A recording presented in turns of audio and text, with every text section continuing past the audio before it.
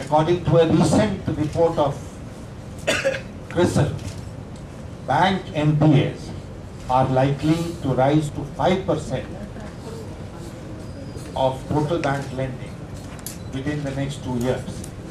Because when the economy goes into a slowdown, then every sector suffers.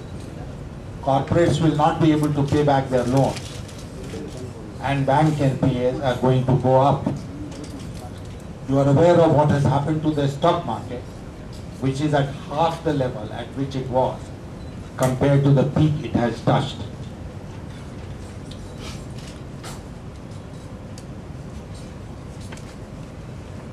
All sections of industry in India are feeling the heat of the slowdown.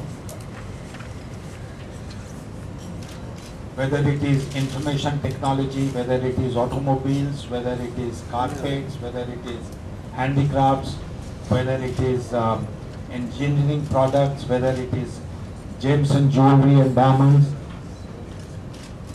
everyone, textiles, every sector of the economy has gone into a tailspin. And what is worse is that according to estimates made of people who have lost employment during the last 1 year, that figure works out to something like 1.5 crore. 1.5 crore people who were in employment have lost their employment. So it is a first-class economic crisis which India is faced with. The Prime Minister had said last year that the Indian economy will start improving by September last year. September came and went, things got only worse. He has again said that by September this year, things will improve. Obviously, the Prime Minister is very fond of that song, Come September, and he is pinning his hopes on every September which will come once a year.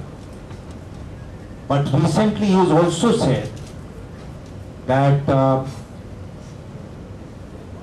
he will put the economy back on the rails within 100 days of coming back to power. I was making a calculation.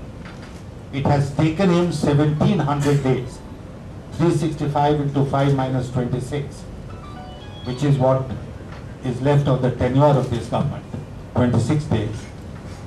So 1700 days have been wasted by this government.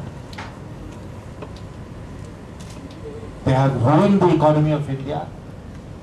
They had inherited an economy from the NDA which was in the pink of health, and their own documents, Chidambaram's budget speech of 2004, the economic survey that he presented to Parliament that year before the budget, they all bear testimony to the fact that the NDA had left behind an economy which was in the pink of health,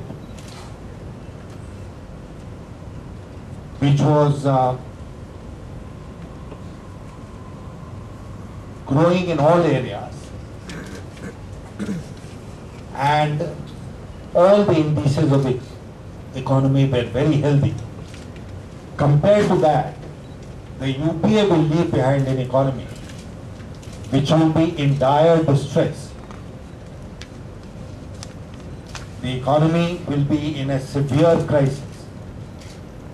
Growth rate will be declining. You have read about the IMF's estimate that the current year growth rate is likely to be only 4.5% compared to 9% which we had achieved. My own feeling, friends, is that this can be done only by a government which does not hope to return to office. So the policy that they follow is the policy of after me the deluge, the policy of a scorched earth. We have been saying this for the last 8-9 months, ever since this crisis hit India. And I am sorry to say that things have only got from bad to worse. I don't know whether you have seen or come across a recent article in the Financial Times of London, which is reviewed in a local paper here, DNA.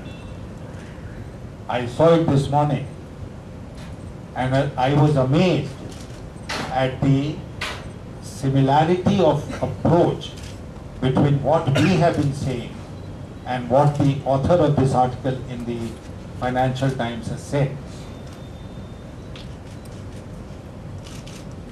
I am sorry to conclude, as far as the economy is concerned,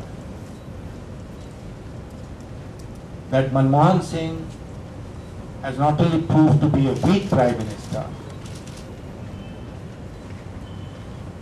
as far as the economy is concerned, he has been disastrous. And the next government is going to face a full-blown economic crisis when it assumes office in a few weeks from now. I have said on behalf of the BJP that if the NDA were to come to power, one of the first things that we would like to do is to bring out a white paper on government's deficits, budgetary deficits. Because not only has the government run these deficits, the government has played a fraud on budget making by concealing the deficit. They have issued bonds which are payable in later years, like oil bonds, fertilizer bonds, and Food Corporation of India bonds. They will be paid later, 5 years later, 7 years later, 10 years later. And only the burden of interest has been reflected in the budget. This is against all canons of budget making.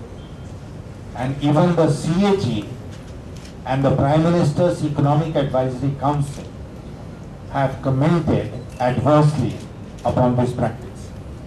But this being Chidambaram's great contribution to the art of budget making or budget fudging in India.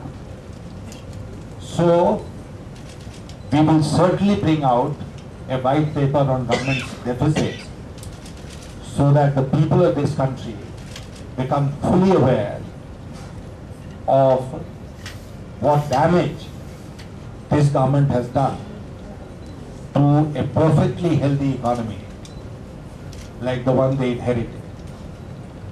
So this is as far as the economic situation is concerned. As far as Sri Lanka is concerned, I would like to tell you that Sri Lanka represents the utter failure of the foreign policy of this government.